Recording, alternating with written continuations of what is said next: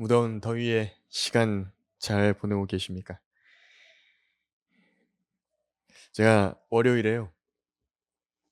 여기 이월드 있지 않습니까? 이월드에 갔습니다. 저희 그,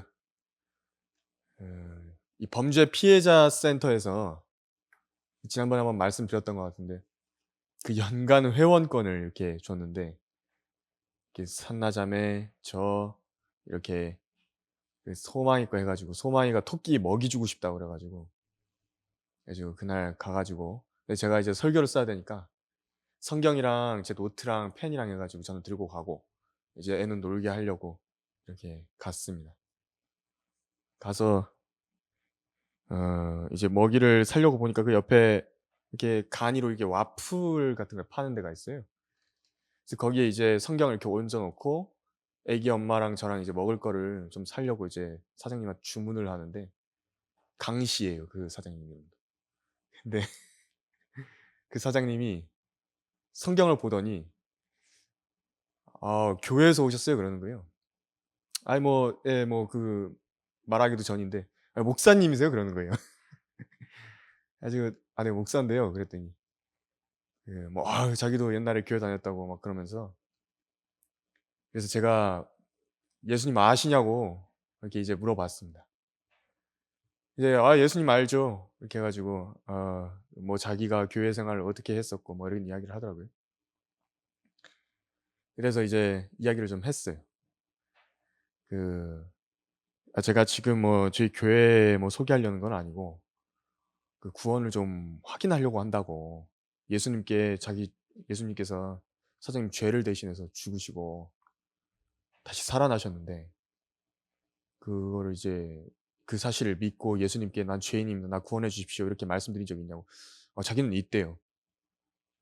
어떻게 그렇게 하셨냐니까 자기가 "자 한번 좀 들어보시라."고 이러면서 이야기를 하는 거예요. 자기가 요즘에는 요 근래는 교회를 안 나간대요. 한 2년 3년 됐대요. 왜 그러냐니까 처음에 어떤 교회를 갔는데 하나님을 한번 섬겨 보겠다고 갔는데 그렇게 예수님을 구세주로 영접하고 회개를 했다는 거예요. 그런데 그걸 하려 그러니까 목사가 와 가지고 뭐라고 한다니까 "회개 기도에는 500만 원이 필요합니다." 그랬다는 겁니다. 그래 가지고 그걸 냈대요.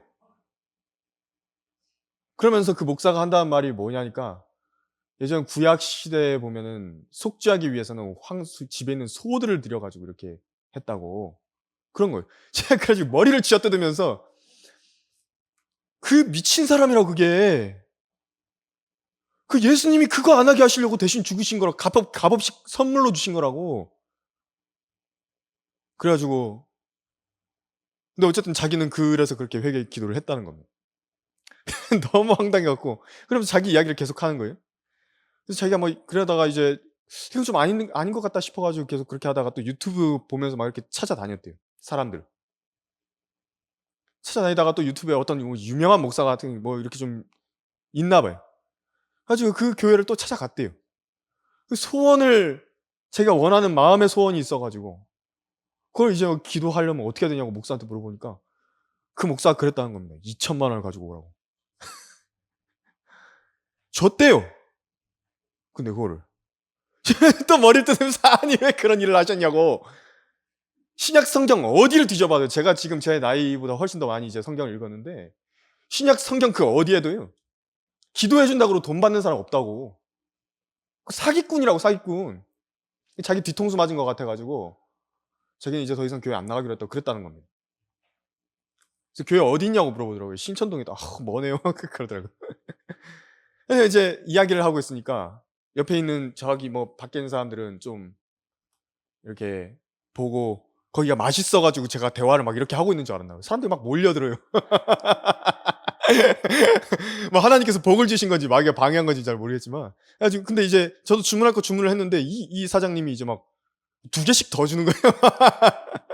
그래 가지고 잠깐 그거 받아 갖고 먹고 있는데 너무 화가 나는 거예요. 그리고 또 제대로 구원을 다시 확인해 봐야겠다. 사람들이 많지 않습니까? 그래서 이제 다 먹고 다시 거기로 갔더니 이제 사장님 혼자 계시더라고요. 그래 가지고 사장님 나한테 3분 정도 시간 달라고. 네 다시 여기서 영접 기도할 거라고. 잠깐이면 되니까 10 초간만 나 따라 가지고 기도하시라고. 기도하고 또 마음의 소원이 뭐냐고 물어보니까 여기 이월드가 이제 지금 뭐 부도 위기라 그래요? 그래 가지고 자기가 이제 그 여기서 일하는 사람들이 다 쫓겨나갈지도 모른다 자기도. 그래서 좀 자기가 앞길을 어떻게 해야 될지 모르겠어서 하나님께 좀 기도했으면 좋겠다 그래서 제 기도를 좀 해 줬습니다.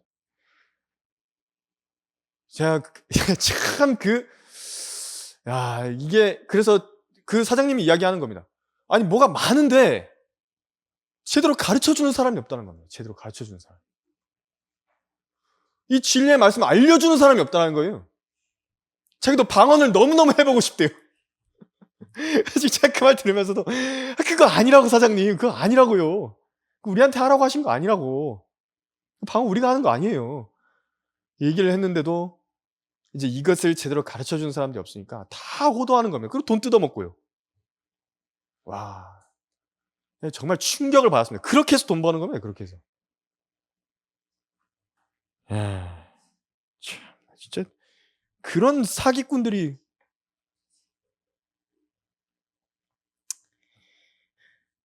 여러분들 돈 그렇게 많이 안 갖다 내셨죠? 그러시면 안 됩니다. 예, 그러시면 이렇게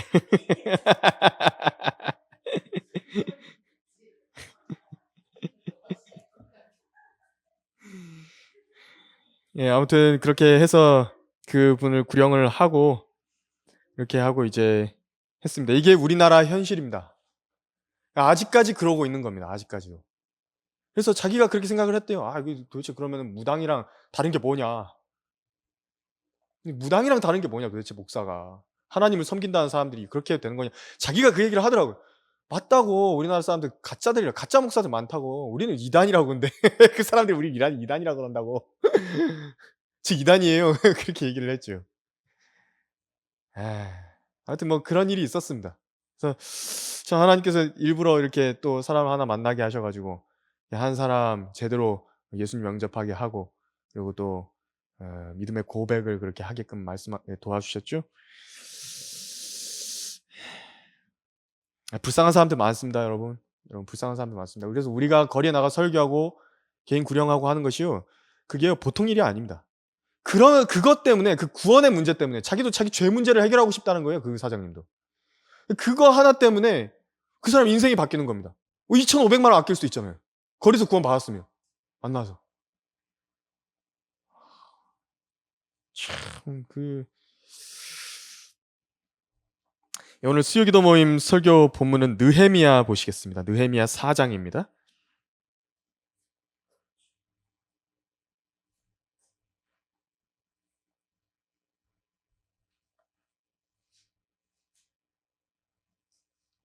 느헤미야 4장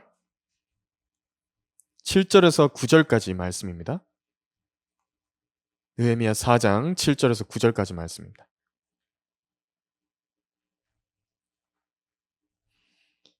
시편 전이 욥기죠. 욥기 전이 에스더고요. 그죠? 그 전이 이제 느헤미야입니다. 느헤미야 4장 7절에서 9절까지 말씀입니다. 그러나 산발랏과 토비아와 아라비아인들과 암몬인들과 아스돗인들은 예루살렘 성벽이 완성되고 파손된 부분이 그치기 시작하였다 함을 듣자 심히 분노하여 그들이 함께 음모하기를 예루살렘으로 가서 싸워 방해하자 하더라. 그러므로 우리가 우리 하나님께 기도하고 그들 때문에 밤낮 그들에 대하여 파수꾼을 세웠더라. 잠시 설교 위해서 기도하겠습니다. 주님, 저는 오늘 느헤미야의 본문을 가지고 왔습니다.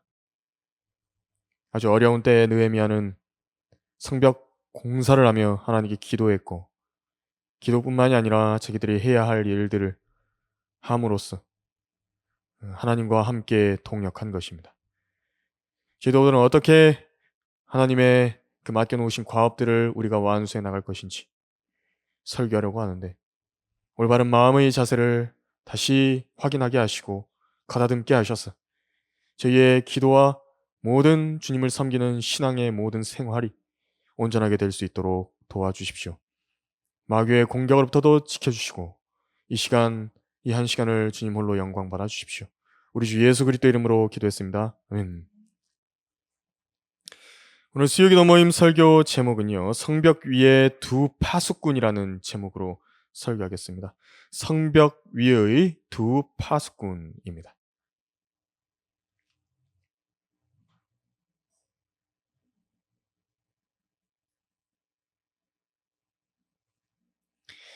예루살렘과 유다 땅은 범죄로 인해서 하나님의 심판을 받았었습니다. 그래서 솔로몬 왕 이래로 남왕국인 유다가요, 바빌론 왕 느부갓네살에 의해서 사로잡혀 갔었죠. 이제 거기서 70년을 채워서 하나님의 진노로 인한 징계의 기간이 끝났었습니다. 그리고 하나님의 기적적인 도우심을 통해서 그들이 사로잡혀 갔던 이방 땅으로부터 다시 예루살렘으로 돌아왔으니 그것이 바로 느헤미야의 배경입니다. 느헤미야는 페르시아 왕 아탁세르세스에 의해서 총독으로 지명이 되었고 예루살렘 성벽 공사를 진행했습니다. 고난의 때요, 어려운 때였습니다. 여러분, 조그마한 건축물 공사를 해보신 분들은 아시겠지만 이 30평 이하의 건물도 제대로 건축하는 데는 많은 힘이 들어갑니다. 진짜 땀 뻘뻘 흘리면서 저 밑에 있는 조명 다는 것도 그렇게 힘든데 그 계단에 있지 않습니까? 그것도 콘크리트 구멍 뚫어가지고 이렇게 나사로 박았던 것인데 그것도 그렇게 힘들고 여기 위에 천장에 이거 몰딩 다는 것도 이렇게 힘들었는데 이 돌덩어리를 쌓아 올리고 성벽을 보수하고 하는 일은 얼마나 힘들었을까요?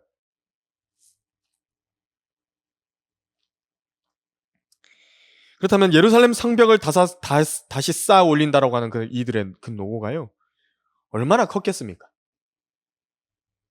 이 일을 이제 옆에서 보고 오늘 본문에 등장하는 유대인들의 대적들이 조롱하고 음모를 꾸미며 하나님께서 이루시려 하는 선한 계획과 일을 완성하는 데 방해하려고 한 것입니다. 이 대적들은 백성을 갑자기 덮쳐서 죽이고 그들이 하는 성벽 공사를 중단시키려 한 것입니다. 이런 위기의 때 곧 해야 할 공사 일은 육체적으로는 버겁고 안쪽으로는 두려움과 낙심이고 밖으로는 대적들이 호시탐탐 기회를 엿보는 때에 느헤미야와 백성이 무엇을 한 것인지 오늘 본문에는 선명하게 나타납니다. 그러므로 우리가 우리 하나님께 기도하고 그랬죠. 그 9절에서 그들 때문에 밤낮 그들에 대하여 파수꾼을 세웠더라. 그렇게 말한 것입니다. 이는 우리의 처해진 지금 믿음의 선한 싸움과 이 싸움의 현장과 꼭 같습니다. 우리는 주 예수 그리스도를 위해서 영적인 하나님의 나라, 곧 영적 왕국과 도성을 위해서 안팎으로 일하고 있습니다. 우리 모두가 무너져버린 성벽 앞에서 도성의 틈 앞에 서서 일하고 있습니다. 과업이 많습니다. 곧 외적인 싸움이 있죠. 우리의 외적인 싸움이 있다고요. 혼들을 구령해서 그리스도께로 이겨오고 세상에 복음의 빛을 비추어서 사람들로 하나님의 두려움을 알게 하고 지옥을 경고하는 것입니다. 진노로부터 사람들을 구하며 화평의 장벽을 쌓아가지고 나라를 지키는 일입니다. 그것이. 여러분들이 복음을 열심히 전하는 것은요, 나라를 지키는 일이에요. 이것도 완성해야 하고 지속해야 할 일들입니다. 외적인 과업만 있나요? 아니죠. 내적인 과업도 있습니다. 우리 안에 있는 과업입니다. 자신의 육신과의 싸움이요, 원수인 마귀가 시시각각으로 육신을 통해 충동하는 죄와의 전쟁입니다. 이 둘 다 만만치가 않습니다. 외적인 전쟁이나 내적인 전쟁이나. 우리는 성벽 공사를 하고 있는 것입니다. 이러한 과업의 성벽들을 재건함과 동시에 우리는 우리 생명을 노리는 원수들을 경계해야만 하는 것입니다. 거기다가 외부의 적들까지도요, 우리를 노리고 있다고요. 우리 대적인 마귀는 우리의 사역을 파괴하려 하고 우리 자신들을 멸망시키려고 하는 것입니다. 높은 곳들에 있는 영적 악이라 하는 세력은 사역과 사역자들 둘 다를 파멸시키려 하는 것입니다. 마귀의 사주를 받은 종들은 경건함과 종교적인 행위로 무장하고 나름대로의 교리와 신학체계로 무장하여서 그들이 가진 불화살을 갖고 우리를 향해 쏘는 것입니다. 느헤미야는 예루살렘 성벽을 공격하려는 사악한 계략들을 미리 전해들었습니다. 우리도 성경을 통해 경고를 받은 것은 우리의 대적 마귀가 울부짖는 사자처럼 삼킬 자를 찾아 두루 다닌다는 것입니다. 베드로전서 5장 8절에서 우리는 그 사탄의 계략을 모르지 않습니다. 고린도후서 2장 11절에서요. 이 유대인들이 불행 중에 다행인 것은 뭐냐면요, 느헤미야라고 하는 훌륭한 영적 지도자가 위기의 때에 무엇을 해야 한다라고 정확하게 지시했기 때문이죠. 우리에게도 우리의 대장이신 주 예수 그리스도께서 친히 우리에게 하신 그 명령을 우리가 알고 있는 것입니다. 나와 함께 깨어서 기도하라 라는 것입니다. 깨어서 기도하라. 우리가 오늘 본문에서 보는 우리 하나님의 사역과 사역자들을 보호하는 두 파수꾼이 나옵니다. 그것을 볼 수 있습니다. 그것은 첫 번째로요, 기도이고 둘째로 파수꾼을 세운 것입니다. 경계죠. 경계 임무입니다. 깨어있는 임무를 말하는 것입니다. 기도와 깨어있음. 그것이 지금 9절에서 등장하고 있는 것입니다. 원수를 물리치기 위해선 이 둘이 반드시 필요합니다. 둘이 다 있어야 된다고. 기도하고 파수하라. 첫 번째로 하나님께 구체적으로 기도하셔야 됩니다. 기도하실 때는 구체적으로 하셔야 됩니다. 첫 번째 파수꾼인 기도를 한번 보십시오. 우리 기도의 본보기가요, 이 본문에 나타나 있습니다. 무엇을 놓고 이들이 기도했을까요? 불분명하고 어렴풋한 기도 제목이었겠습니까? 그렇지 않습니다. 느헤미야와 유대인들의 기도는요, 분명했습니다. 성벽을 완공하게 해주시라는 그 기도입니다. 왜냐하면 이 성벽이요, 계속 무너져 내려 있으면 하나님의 이름이 모독받거든요. 하나님의 영광을 해치기 때문에 그런 것이거든요. 가리는 것이거든요. 원수들이 계속 비방하거든요, 하나님의 이름을. 또 원수들의 공격으로부터 보호해달라는 기도입니다. 아주 분명하죠. 우린 때때로 기도할 때에 은혜의 보좌 앞에 제대로 나아가서 원하는 바를 분명히 말하는 것이 아니라 어슬렁거릴 때가 있다는 점을 주의해야 됩니다. 기도는 실제적이고도 실질적인 간구를 드리는 것입니다. 간구를 드리려고 한다면 그것은 하나님 앞에 매우 분명해야 한다는 그 교훈을 받으시길 바랍니다. 어떤 이들의 간구는 도저히 그 간구를 무엇을 간구하는 것인지, 왜 간구하는 것인지 모를 때가 있습니다. 짧더라도 괜찮습니다. 제대로 된 간구를 하나님께 드리는 것입니다. 하나님, 저에게 이것이 필요합니다. 이것을 해주십시오. 간구를 제대로 하려면요, 제대로 된 필요를 봐야 됩니다. 지혜가 있어야 되겠죠. 성령님의 인도하심이 있어야 되는 것입니다. 우리가 마땅히 기도해야 될 것이 무엇이냐, 그것을 성령님께서 알게 해주셔야 되는 것입니다. 근데 그것이요, 처음에는 우리가 잘 모른다 하더라도요, 진지하게 하나님 앞에 기도하면 기도할수록 그것이 보이는 것입니다. 기도하는 와중에. 이 일은요, 마치 훌륭한 목수가 못을 나무에 대고 망치로 정확히 한 번에 내리꽂아서 명중시켜 박는 것과 같습니다. 요즘에 기계들이 잘 되어 있지만요, 이전 시대에는 숙련된 목수들이요, 기계보다 훨씬 정확하게 망치를 들고서 한 방에 하나씩 정확히 못을 박아 넣었습니다. 몇 번 안 때립니다. 한 번에 하나씩 때리는 것입니다. 이렇게 해서 넣더라고요. 이것처럼 간구를 드릴 때에는요, 살아계시고 실제적인 하나님께 정확히 구해야 되는 것입니다. 왜냐하면 이 필요를 구체적으로 드릴 때에 우리는 하나님의 역사하심을 더더욱 정확히 볼 수 있고, 설령 그 기도에 100% 응답을 받지 않았다 하더라도요, 왜 그 응답을 주지 않으셨는가 우리가 진단해 볼 수 있습니다. 알 수 있기 때문에 그런 것입니다. 구름과 같은 간구를 드리게 되면요, 안개 같은 응답이 오는 것입니다. 때로 우리가 잘못 구할 수도 있을 것입니다. 하지만 하나님의 뜻을 최우선으로 놓고 구한다라고 한다면 하나님께서는 모든 일이 합력하게 하셔서 가장 좋은 것을 주실 것입니다. 때로는요, 기도의 방향을 틀 수도 있다고요. 기도를 철회할 수도 있습니다. 하다가 철회할 수도 있다고요. 기도하고 있는데 해보니까 이것은 하나님께서 원하시는 것이 아닌 것 같다. 틀 수도 있습니다. 예수님께서 기도 철회하셨죠. 내게서 이 잔이 지나가게 해주시라고 그렇게 기도하셨다가 아버지의 뜻대로 해주시라고 기도를 트신 것입니다. 그럴 수 있는 것입니다. 중요한 건 구체적으로 기도하는 겁니다. 구체적으로 간구하는 것이 필요한 이유는요, 또한 그 일이 스스로에게 묻게 만들기 때문입니다. 기도하면서 자기가 자기한테 물어본다고. 이것이 정말 하나님께 복을 구할 수 있는 일인가?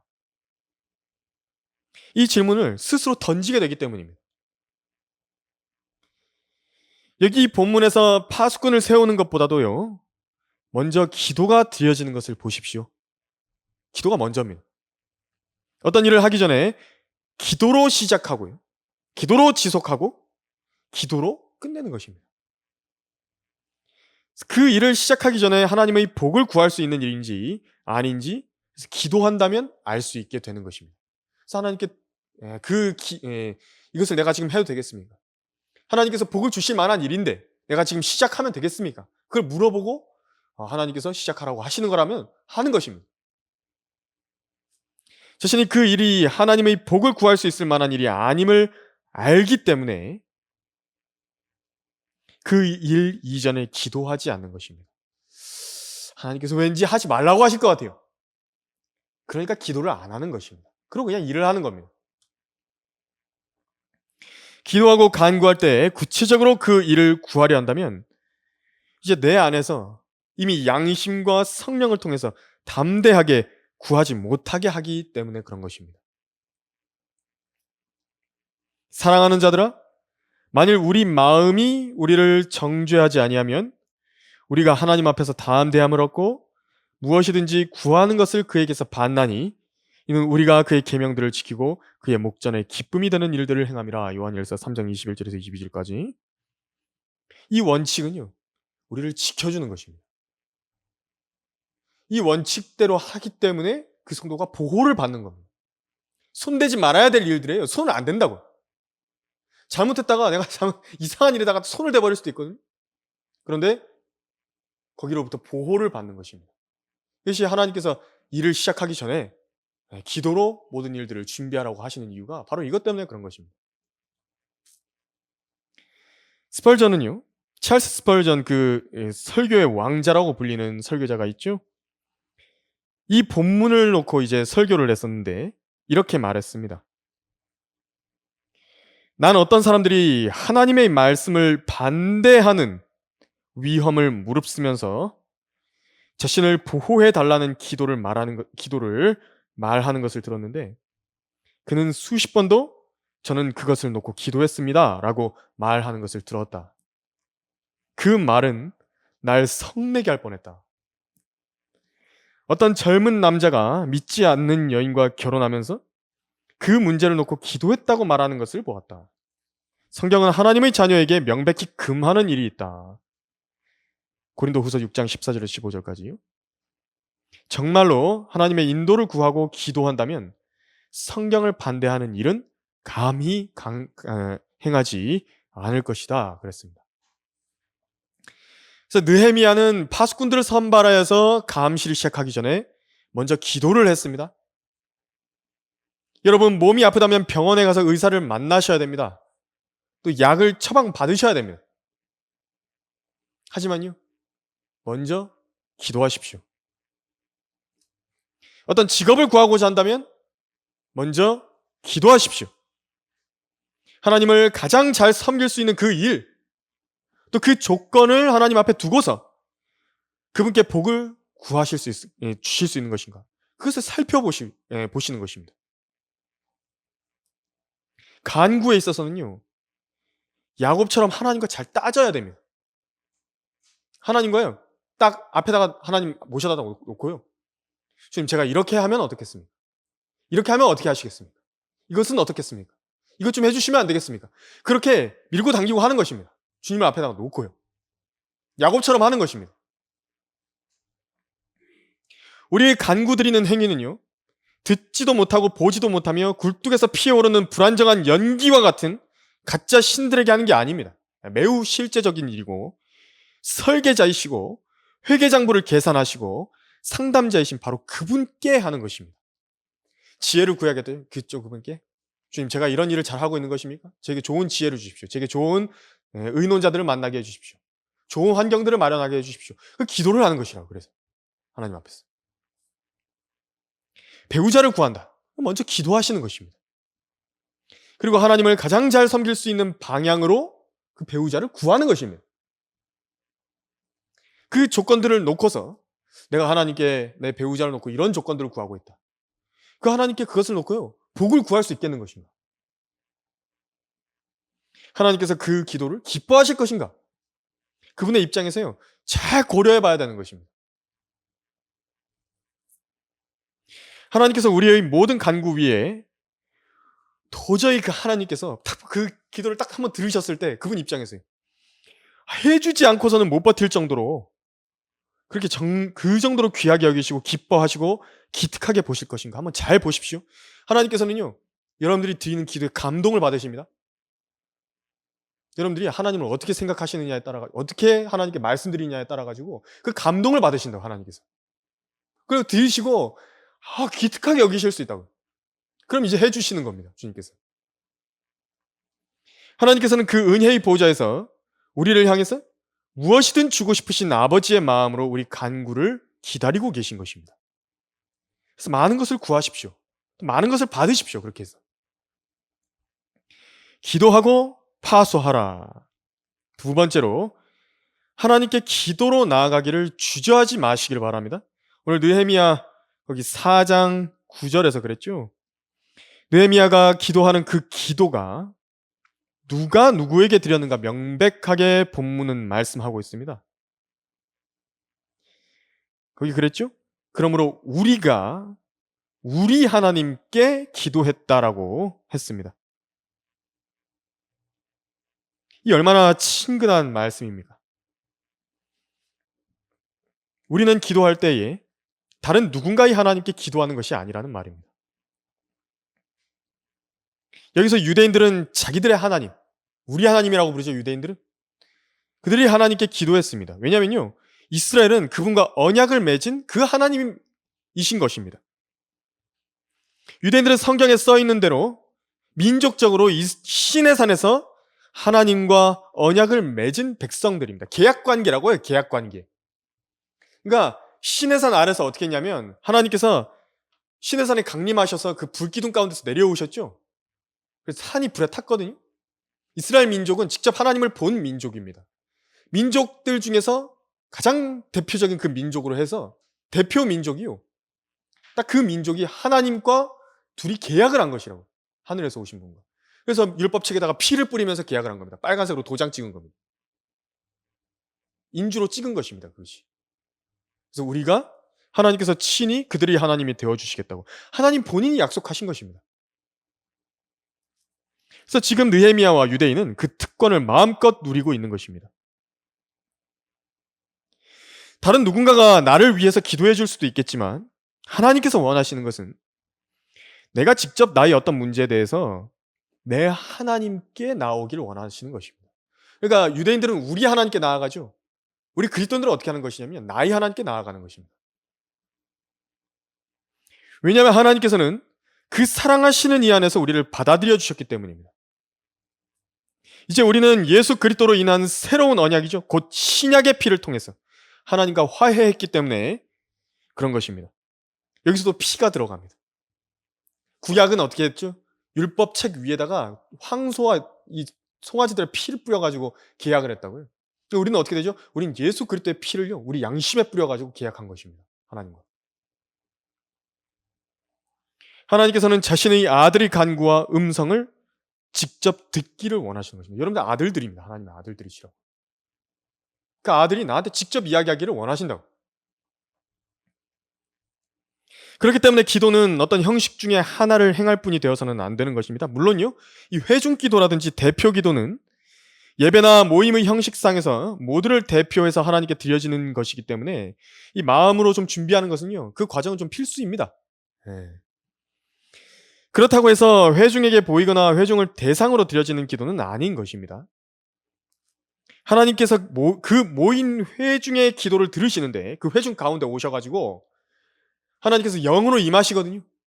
그러니까 예수 그리스도의 이름으로 모인 곳에는 하나님께서 거기서 영으로 임하신다고요. 예수님께서요. 그 자리에 계신다고요. 대표로 회중의 모든 마음과 기도를 합하여서 내가 그 기도를 드린 것입니다. 그게 대표 기도자입니다. 근데 듣는 회중은 그래서 잊어버려야 되고요. 오직 그 자리에 임재해 계신 하나님께 내 기도를 대표로 드리고 있다는 분명한 의식 가운데서요, 기도하는 것입니다. 대표 기도자는 그렇게 합니다.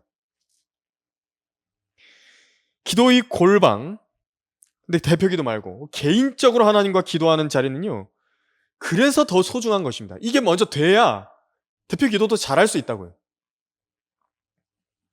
그 개인적인 골방, 거기서 우리는 모든 기도들을 배웁니다. 우리는 기도의 형식을 글로 배울 수는 있습니다. 기도를 어떻게 하는 것인가? 우리가 가르쳐 주죠.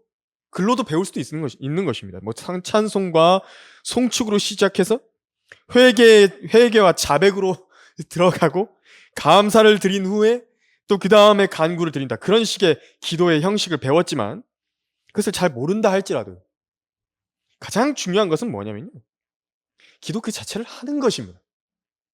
기도를 하는 것이라고. 처음에 잘 못해도, 유창하게 잘 못해도, 말을 잘 못해도 좋습니다. 형식이 허술하고 어설퍼도 괜찮습니다. 유창하지 않아도 됩니다. 이 말했다가 저 말했다가 괜찮습니다. 좀 두서 없어도 괜찮다고요. 기도 제목 펴놓고 이 기도 드렸다가 생각나서 다른 것도 기도 드렸다가 다시 돌아왔다가 그렇게 해도 주님께서 들으십니다. 상관없다고요. 중요한 것은 내 마음속 깊은 곳에서 하나님께 하고 싶은 말씀을요, 내 마음의 소원이다고. 내 마음속 깊은 곳에 나 이것을 꼭 하고 싶다고, 나 이것이 좀 필요하다고 주님께 이걸 말씀을 드리는 것이요. 그래서 기도는요, 기도의 자리에서 시작하기 전에 하나님께서 나와 어떤 관계를 맺고 계신 것인지, 곧 예수 그리스도를 통해서 거듭나게 하셔서 하나님의 아들들이 되게 하셨다는 것을 믿는 것으로 시작하는 것입니다.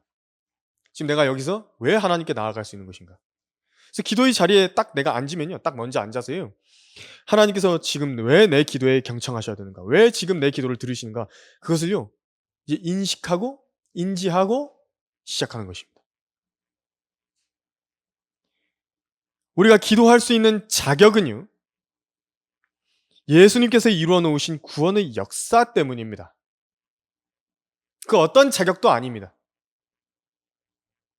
오직 그거 하나만 믿고 가는 거라고요.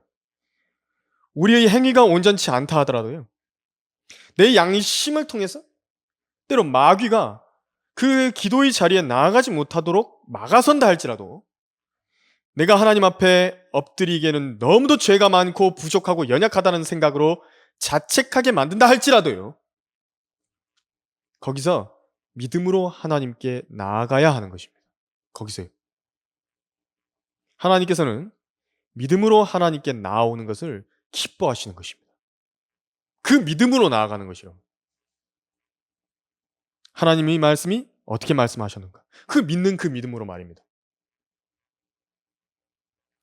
우리에게는 위대한 대제사장, 곧 하늘들로 올라가신 하나님의 아들 예수께서 계심으로 우리는 우리의 고백을 굳게 붙들어야 하리라. 이는 우리의 대제사장은 우리의 연약함을 동정할 수 없는 분이 아니오, 모든 점에서 우리와 마찬가지로 시험을 받으셨지만 죄는 없으신 분이기 때문이라. 그러므로 우리가 은혜의 보좌로 담대히 나아가자 그랬습니다. 은혜의 보좌로 나아가는데 어떻게 나아가라고요? 담대히 나아가라고. 어떤 상황에 있든지. 이는 우리가 자비를 얻고 필요한 때에 도우시는 은혜를 발견하기 위함이야. 히브리서 4장 14절 16절까지. 그러나 믿음이 없이는 하나님을 기쁘시게 할 수 없나니 하나님께 나아간 자는 그분이 존재하시는 것과 그분이 자기를 열심히 찾는 자들에게 보상하는 분이심을 마땅히 믿어야 하느니라. 히브리서 11장 6절에서. 여러분 이것은 설교 본문에는 없는 얘기인데 베드로를 한번 깊이 묵상해 보십시오. 베드로가 예수님을 저주하면서 맹세하며 부인하지 않았습니까? 그 베드로가 예수님께 다시 나아간다는 거, 하나님께 다시 나아간다는 거, 그것을요, 그 자신이 얼마나 자기 마음속에서요, 자기가 용납하기 어려웠겠습니까? 그렇지 않겠습니까? 내가 기도할 자격이나 있는 건가? 근데 그걸 극복을 해야 되는 것입니다.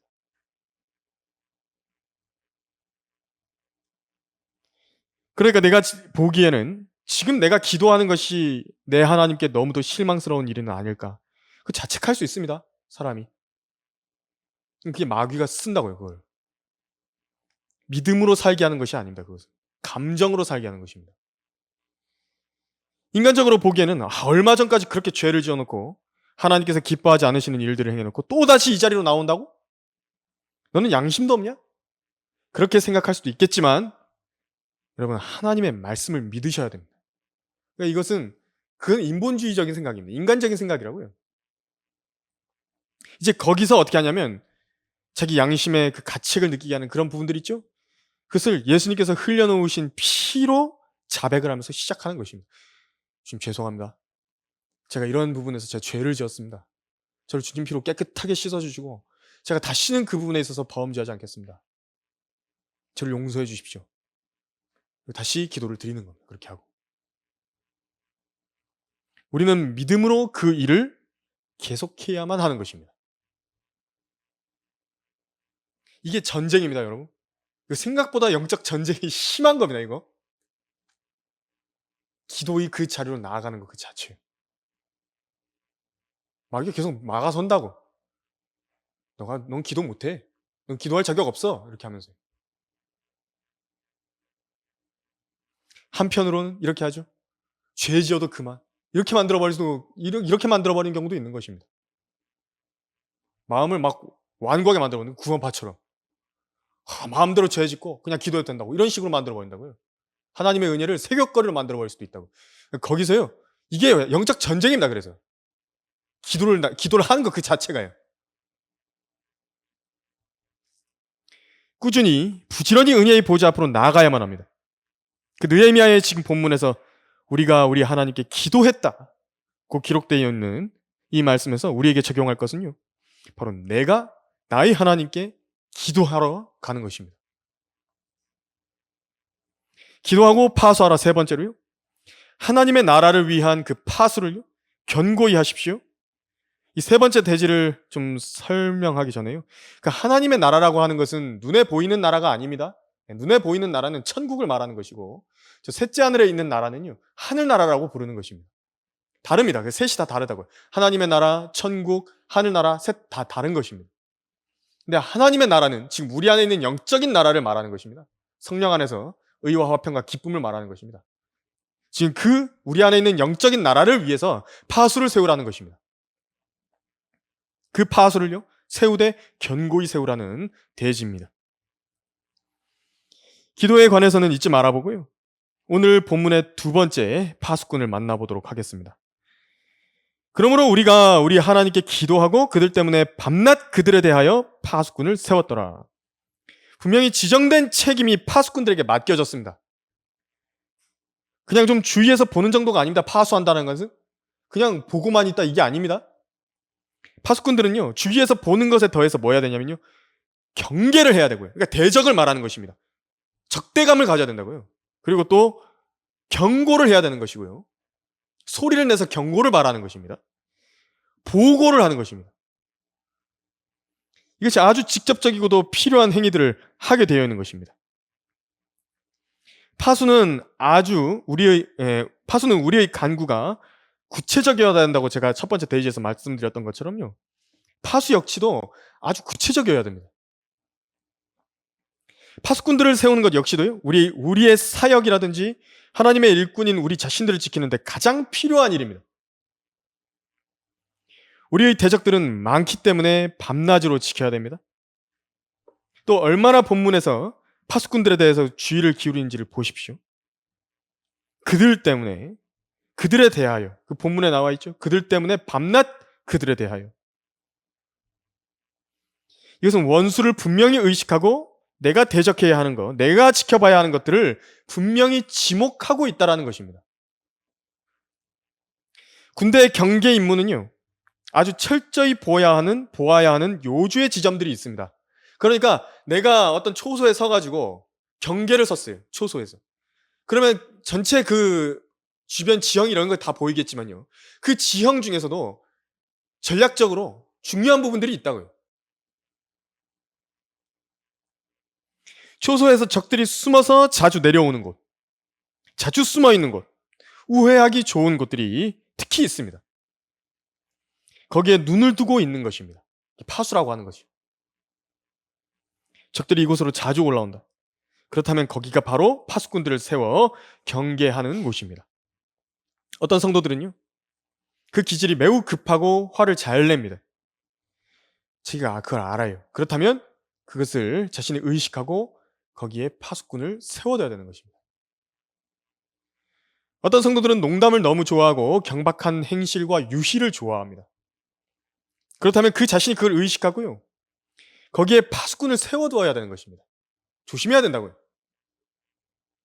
어떤 사람들은 다른 사람들이 자기를 지적한 것에 대해서 참지 못하고 비판을 참지를 못하는 사람들이 있습니다. 그렇다면 거기에 파수꾼을 세워둬야 됩니다. 내가 이런 기질이 있다. 내가 이런 마음이 있더라. 어떤 사람들은 너무 쉽게 우울감에 빠지고요, 낙심에 빠져버리는 것이 있는 것입니다. 그렇다면요, 그곳에 파수꾼을 세워둬야만 되는 것입니다. 내가 생각이 너무 한쪽으로만 치우친다라든지 너무 그쪽으로 파고든다라든지 그렇게 됐을 때요, 그것을 내가 그걸 알고 주의를 해야 된다. 내가 이 지점에서 자주 영적인 문제가 있다는 것을 인지해야 됩니다. 사람이 파수를 세우려면. 누군가는 우쭐함에 젖어드는 것이 빠른 사람들도 있습니다. 다른 사람들보다도 누가 칭찬하면요, 막 이렇게 우쭐해지는 사람들이 있다고요. 누군가는 으뜸이 되길 좋아하는 사람들도 있고요. 누군가는 자기 방어가 아주 강해서 무슨 말만 들어도요, 싸우려고 드는 사람들도 있는 것입니다. 거기에 파수꾼들을 세워야 되는 것입니다. 그것이 여러분 안에 있는 하나님의 나라를 지키는 것이고, 여러분들 안에 있는 하나님의 나라의 그 도성과 성벽을 지키는 일입니다. 가장 적절한 파수꾼이 될 말씀들을 세워두십시오. 말씀들을 세우는 것입니다. 하나님의 말씀들을 그 파수의 자리에 있게 하십시오. 특히요, 가족들 사이에서라든지 편한 사람들 사이에서는요, 더 이런 일들은 심해집니다. 그때 말씀의 파수꾼들에게 경고 나팔을 불도록 하십시오. 특히 약한 지점들이 있다고요. 사람들에게. 특히 가까운 사람들한테 더 그렇다고요. 사랑은 급히 성내지 아니하며, 고린도전서 13장 5절에서 또 음탕함과 어리석은 말이나 농담은 합당치 아니하니 오히려 감사를 표하라. 에베소서 5장 4절에서 자기를 지적한 것에 대해서 잘 참지 못합니까? 여러분, 어떤 사람이 우리를 지적하거나 판단한다 하더라도요, 사실 본래 우리 모습보다는 점수를 더 준 것이라는 점을 아시길 바랍니다. 여러분, 아무리 다른 사람이 나에 대해서 나쁜 이야기를 해도요, 사실 우리의 본 모습보다는 점수 더 준 거라고요. 그것이 그 사람이 내 마음속 깊이 있는 거 안 봤잖아요. 성경은 우리 마음을 아시는 하나님께서 우리를 보실 때에 우리 마음이 만물보다 거짓되고 심히 악하다고 예레미야 17장 9절에서 말씀하셨습니다. 그러나 너희에게서나 인간의 판단에 의해서 판단받는 것이 나에게는 아주 하찮은 일이라. 실로 나도 나 자신을 판단하지 아니하노라. 고린도전서 4장 3절에. 왜냐하면 죄인인데, 그냥 죄인에 불과한데요. 또 쉽게 우울해지고 낙심에 빠집니까? 그렇다면 너희의 염려를 다 하나님께 맡기라. 이는 그분께서 너희를 돌보심이니라. 베드로전서 5장 7절. 이 말씀이 큰 소리로 여러분의 귓가에 울리게 하십시오. 그 파수꾼을 세운 겁니다. 그것이. 우리의 이 파수꾼들을 세우는 일은 그들 때문에, 그들에 대하여 분명히 군사적인 전략으로 세워놓되 밤낮 세워놔야 하는 것입니다. 마귀는 우리의 육신과 또 여러 가지 환경들을 통해서 기습하는 것을 좋아하는 것입니다. 예고된 때에 안 온다고요. 예고된 때에. 기습한다고요. 파수꾼들이 잠들어 있을 때입니다.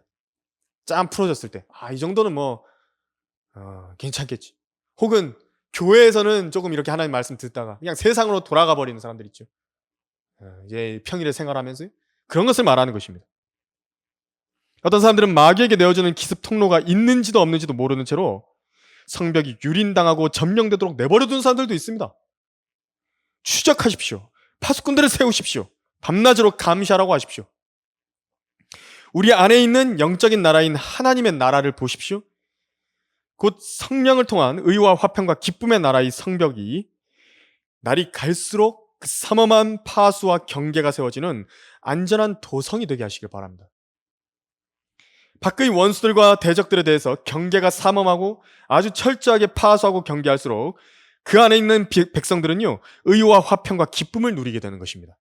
파수가 강하면 강할수록, 경계가 강하면 강할수록 그 안에 있는 도성에 있는 사람들은요, 화평을 누린다고요. 믿고 신뢰할 수 있다고요. 여러분의 성령 안에서 의와 화평과 기쁨을 잘 지키기 원한다고 한다면 성벽 위에 있는 파수꾼들의 점점 더 경계를 늘려가게 하십시오. 기도는 가장 먼저 해야 하고 지속해야 하고 끝낼 때에도 해야 할 일이지만요.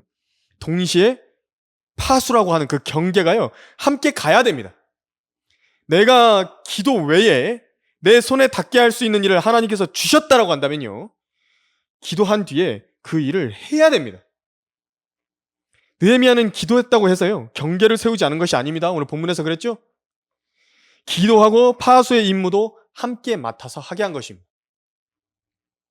오늘 설교의 결론을 말씀드리겠습니다. 기도와 파수의 임무를 게을리한 많은 사람들의 성벽이 무너져 내리고 마귀에게 점령당하고 결국에는 파멸한 사람들이 많습니다. 믿음이 파산한 것입니다. 자기가 쌓은 모든 상급들을 잃고 그저 세상으로 돌아가 자연인처럼 살아가는 사람들이 있는 것입니다. 사자가요, 마치 개들 사이로 돌아가가지고 개처럼 짖고 꼬리를 흔들며 토한 것을 먹고 흙 속에서 뒹굴거리고 낑낑거리고 있는 것입니다. 이 두 파수꾼들을 보십시오. 기도하는 것, 그리고 깨어있는 것. 기도하고 경계하는 것입니다. 기도하고 파수하는 것입니다. 이 둘 가운데 어느 하나만 있는 것은 충분하지 않습니다. 기도는 하는데 내가 할 일을 하지 않으면 그것은 하나님을 시험하는 것입니다. 하나님을 신뢰한다고 말하면서요, 성전에서 뛰어내리는 것과 똑같은 것입니다. 그것은 마귀가 그리스도를 시험했던 바로 그 일입니다. 반대로 내가 할 일들은 하고 깨어있고 경계할 것은 하는데 기도는 안 한다. 그것은 위선이 되는 것입니다. 내가 행하는 일들의 방향 자체가 잘못되었을 수 있기 때문에 그런 것이죠. 그래서 우리는 기도하고 깨어 있어야 하고 깨어서 기도해야 합니다. 기도하고 깨어 있어야 되는 것이고요. 깨어서 기도해야 되는 것입니다. 우리의 믿음의 생활에 있어서 이 점을 잊지 마시고 하나님께서 맡기신 선한 일들, 느헤미야가 성벽을 완공한 것 같이 우리에게서도 그 과업들, 하나님께서 맡겨주신 과업들 있죠. 완전히 이루어지게 하시기를 바랍니다. 설교를 마치겠습니다.